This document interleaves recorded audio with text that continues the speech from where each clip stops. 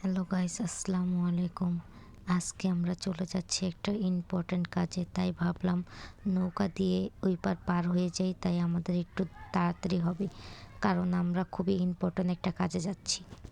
তাই ভাবলাম নৌকা দিয়ে পার হই, যাতে রাস্তাটা তাড়াতাড়ি শেষ হয়, কারণ বিপদের রাস্তা তো সহজে শেষ হতে চায় না। এই তো নৌকা পার হয়ে এখন আমরা রিকশায় উঠলাম। রিকশায় উঠে এখন চলে যাচ্ছি আমাদের সেই ইম্পর্ট্যান্ট স্থানে, যেখানে আমাদের খুবই গুরুত্বপূর্ণ একটা মানুষ আছে। এই তো সেইখানে চলে আসলাম, সিরাজুল ইসলাম মেডিকেল কলেজে, যেখানে আমাদের খুবই পছন্দের একজন মামি, সে আজ অসুস্থ, তার অপারেশন। আমাদের মামির ব্রেন টিউমার হয়েছে, সেই অপারেশন হবে।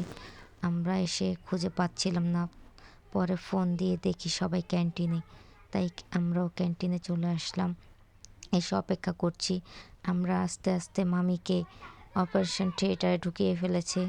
এখানে আমাদের এক আন্টি আমাদের জন্য নাস্তা অর্ডার করলো। আমরা একটু হালকা পাতলা নাস্তা খেলাম। এই তো আমার দুষ্ট রাজকন্যা, সেও খাচ্ছে। তারপর আমরা আবার আসলাম 7 তলায়, বসে অপারেশন থিয়েটারের সামনে অপেক্ষা করছি। অপেক্ষার প্রহর যেন শেষই হচ্ছে না। দীর্ঘ 5 ঘন্টা পরে মামির অপারেশন শেষ হলো। তারপর আমাদেরকে একটু দেখতে দিল। এখন আবার নিয়ে যাচ্ছে অবজারভেশন রুমে। আজকে আর তাকে সিটে দিবে না। এটা হচ্ছে মামির কেবিন, আগামীকালকে এখানে দেওয়া হবে। আজকে মামিকে দিবে না, কারণ অবজারভেশনে রাখবে মামিকে আজকে।